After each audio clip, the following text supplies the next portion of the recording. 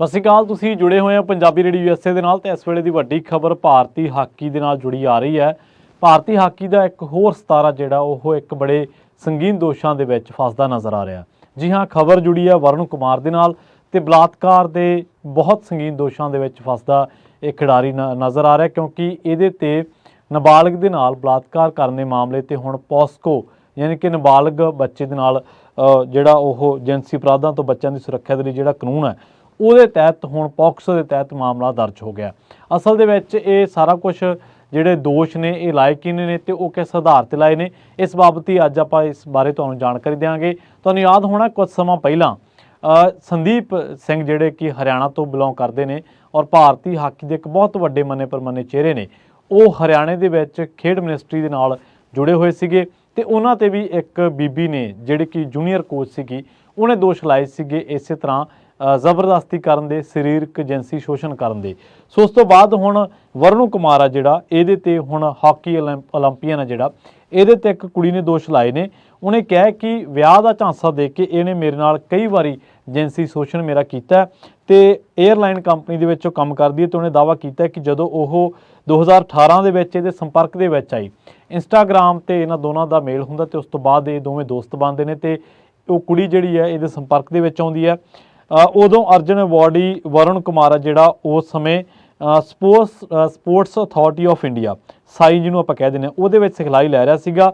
ਵਰੁਣ ਨੇ ਉਹਦੇ ਨਾਲ ਸੋਸ਼ਲ ਮੀਡੀਆ ਤੇ ਦੋਸਤੀ ਕੀਤੀ ਤੇ ਉਸ ਤੋਂ ਬਾਅਦ ਉਹਦੇ ਨਾਲ ਮਿਲਣ ਦੇ ਲਈ ਜ਼ੋਰ ਪਾਇਆ। ਜੁਲਾਈ 2019 ਦੇ ਵਿੱਚ ਉਹ ਕਹਿੰਦੀ ਕਿ ਮੈਨੂੰ ਇਹਨੇ ਇੱਕ ਹੋਟਲ ਦੇ ਵਿੱਚ ਸੱਦਿਆ ਤੇ ਉਸ ਤੋਂ ਬਾਅਦ ਇਹਨੇ ਜ਼ਬਰੀ ਸਰੀਰਕ ਜਿਹੜੇ ਸਬੰਧ ਆ ਉਹ ਮੇਰੇ ਨਾਲ ਬਣਾਏ ਤੇ ਇਹ ਕਹਿੰਦੀ ਕਿ ਉਸ ਸਮੇਂ ਮੇਰੀ ਜਿਹੜੀ ਉਮਰ ਹੈ ਉਹ 17 ਸਾਲ ਸੀਗੀ ਤੇ ਇਸ ਗੱਲ ਨੂੰ ਹੁਣ 2019 ਦੇ ਵਿੱਚ ਤੇ 5 ਸਾਲ ਤਕਰੀਬਨ ਬੀਤ ਚੁੱਕੇ ਨੇ। ਤਾਂ ਉਹਨੇ ਦੋਸ਼ ਲਾਇਆ ਕਿ ਇਹਨੇ ਸਭ ਕੁਝ ਕੀਤਾ ਸੋਸ਼ਲ ਮੀਡੀਆ ਤੇ ਦੋਸਤੀ ਦੇ ਨਾਂ ਹੇਠ ਤੇ ਉਸ ਤੋਂ ਬਾਅਦ ਵਿਆਹ ਦਾ ਝਾਂਸਾ ਦੇ ਕੇ ਮੇਰਾ ਇਹ ਲਗਾਤਾਰ ਸਰੀਰਕ ਸ਼ੋਸ਼ਣ ਜਿਹੜਾ ਉਹ ਕਰਦਾ ਰਿਹਾ। ਵਰੁਣ ਹਿਮਾਚਲ ਪ੍ਰਦੇਸ਼ ਦਾ ਰਹਿਣ ਵਾਲਾ ਤੇ 2017 ਦੇ ਵਿੱਚ ਪਹਿਲੀ ਵਾਰ ਭਾਰਤ ਦੇ ਲਈ ਖੇਡਿਆ ਸੀਗਾ। ਟੋਕੀਓ ਓਲੰਪਿਕ ਦੇ ਵਿੱਚ 2020 ਦੇ ਵਿੱਚ ਵਰੁਣ ਜਿਹੜਾ ਉਹ ਭਾਰਤੀ ਪੁਰਸ਼ ਹਾਕੀ ਟੀਮ ਦੇ ਕਾਂਸੀ ਦਾ ਤਗਮਾ ਜਿੱਤਣ ਤੋਂ ਬਾਅਦ ਹਿਮਾਚਲ ਪ੍ਰਦੇਸ਼ ਸਰਕਾਰ ਨੇ ਉਹਨੂੰ 1 ਕਰੋੜ ਰੁਪਏ ਦਾ ਇਨਾਮ ਦਿੱਤਾ ਸੀਗਾ। 2022 ਦੀਆਂ ਬਰਮਿੰਘਮ ਰਾਸ਼ਟਰਮੰਡਲ ਖੇਡਾਂ ਦੇ ਵਿੱਚ ਉਹ ਚਾਂਦੀ ਦਾ ਤਗਮਾ ਜਿੱਤਣ ਵਾਲੀ ਟੀਮ ਦਾ ਜਿਹੜਾ ਉਹ ਹਿੱਸਾ ਵੀ ਬਣਿਆ ਸੀਗਾ। ਦੱਸਦੇ ਆ ਕਿ ਉਹਨੇ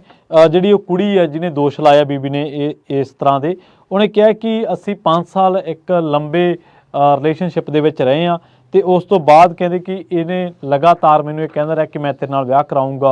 ਕਰਾਊਂਗਾ ਪਰ ਇਹਨੇ ਅਖੀਰਲੀ ਵਾਰ ਜਦੋਂ ਸਾਡੀ ਗੱਲ ਹੋਈ ਤਾਂ ਇਹਦਾ ਝਾਂਸਾ ਇਹਨੇ ਦਿੱਤਾ ਮੈਨੂੰ ਵਿਆਹ ਦਾ, ਪਰ ਮੇਰੇ ਨਾਲ ਜ਼ਬਰੀ ਜਿਹੜੇ ਸਰੀਰਕ ਸੰਬੰਧ ਉਹ ਬਣਾਏ। ਸੋ ਇਹ 골ਡ ਮੈਡਲ ਇਹਨੇ ਜਿੱਤਿਆ ਸੀਗਾ ਜਦੋਂ 2023 ਦੀਆਂ ਏਸ਼ੀਅਨ ਗੇਮਸ ਹੋਈਆਂ ਸੀਗੀਆਂ। ਹਾਂ, ਉਦੋਂ ਸਿਲਵਰ ਇਹ ਜਿੱਤਿਆ ਸੀਗਾ ਕਾਮਨਵੈਲਥ ਗੇਮਸ ਦੇ ਵਿੱਚ, ਉਦੋਂ ਇਹ ਭਾਰਤੀ ਟੀਮ ਦਾ ਹਿੱਸਾ ਸੀਗਾ 28 ਸਾਲਾ ਵਰੁਣ ਕੁਮਾਰ। ਵਰੁਣ ਨੂੰ ਇਹ ਵੀ ਦੱਸਿਆ ਗਿਆ ਕਿ ਉਹਨੂੰ 2021 ਦੇ ਵਿੱਚ ਉਹਨੂੰ ਅਰਜਨ ਅਵਾਰਡ ਮਿਲਿਆ ਸੀਗਾ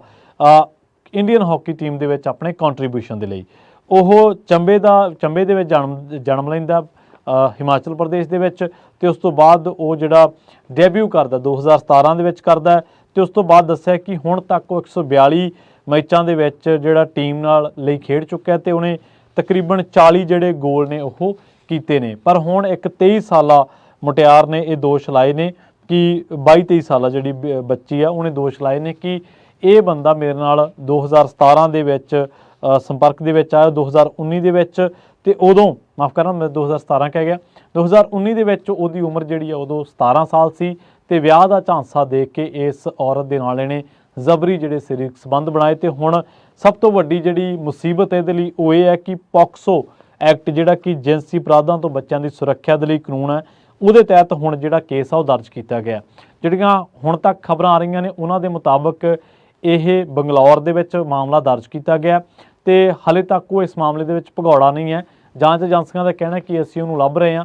ਪੀਟੀਆਈ ਤੇ ਜਿੰਨੇ ਕੁ ਖਬਰਾਂ ਦੇ ਅੰਕੜੇ ਮਿਲੇ ਨੇ ਉਹਨਾਂ ਦੇ ਮੁਤਾਬਕ ਵਰੁਣ ਕੁਮਾਰ ਨੂੰ ਛੇਤੀ ਜਿਹੜੀ ਪੁਲਿਸ ਆ ਉਹ ਹਿਰਾਸਤ ਦੇ ਵਿੱਚ ਵੀ ਲੈ ਸਕਦੀ ਹੈ। ਸੋ ਇਹ ਸਾਰੀਆਂ ਖਬਰਾਂ ਜਿਹੜੀਆਂ ਨੇ ਸੰਦੀਪ ਕੁਮਾਰ ਦਾ ਆਪਾਂ ਜ਼ਿਕਰ ਕਰਕੇ ਹਟੇ। ਇਸ ਤੋਂ ਪਹਿਲਾਂ ਜਿਹੜੇ ਭਾਰਤੀ ਕੁਸ਼ਤੀ ਸੰਘ ਦੇ ਪ੍ਰਧਾਨ ਰਹਿ ਚੁੱਕੇ ਨੇ ਬ੍ਰਿਜ ਭੂਸ਼ਣ, ਉਹਨਾਂ ਤੇ ਵੀ ਜਿਹੜੀਆਂ ਖਿਡਾਰਨਾਂ ਨੇ ਉਹ ਇਸ ਤਰ੍ਹਾਂ ਦੇ ਦੋਸ਼ ਲਾਉਂਦੀਆਂ ਰਹੀਆਂ ਬੱਚੀਆਂ। ਉਹਨਾਂ ਦੇ ਵਿੱਚ ਵੀ ਇੱਕ ਨਾਬਾਲਗ ਬੱਚੀ ਸੀ ਜਿਹੜੀ ਬਾਅਦ ਦੇ ਵਿੱਚ ਜਿਹੜਾ ਕੇਸ ਆ ਉਹ ਰਫਾ ਦਫਾ ਵੀ ਹੋਇਆ। ਆਪਾਂ ਦੇਖਿਆ ਕਿ ਉਹਨੇ ਬਿਆਨ ਆਪਣੇ ਚੇਂਜ ਕਰ ਲਏ ਸੀਗੇ ਪਰ ਭਾਰਤੀ ਖੇਡਾਂ ਦੇ ਇਤਿਹਾਸ ਦੇ ਜਿੰਨੇ ਵੀ ਕਾਲੇ ਅਧਿਆਏ ਨੇ, ਜਿੰਨੀਆਂ ਵੀ ਕਾਲੀਆਂ ਕਰਤੂਤਾਂ ਵਾਪਰੀਆਂ ਨੇ, ਜੋ ਵੀ ਇੱਥੇ ਖੇਡਾਂ ਨੂੰ ਸ਼ਰਮਸਾਰ ਕਰਨ ਵਾਲਾ ਵਾਪਰਿਆ, ਉਹਦੇ ਅਧਿਆਏ ਦੇ ਵਿੱਚ ਉਸ ਨਵੇਂ ਚੈਪਟਰ ਦੇ ਵਿੱਚ ਇੱਕ ਚੀਜ਼ ਹੋਰ ਜਿਹੜੀ ਹੈ ਉਹ ਨਵਾਂ ਚੈਪਟਰ ਵਾਂਗੂ ਇੱਕ ਐਡ ਹੋ ਗਈ ਹੈ ਕਿ ਇੱਕ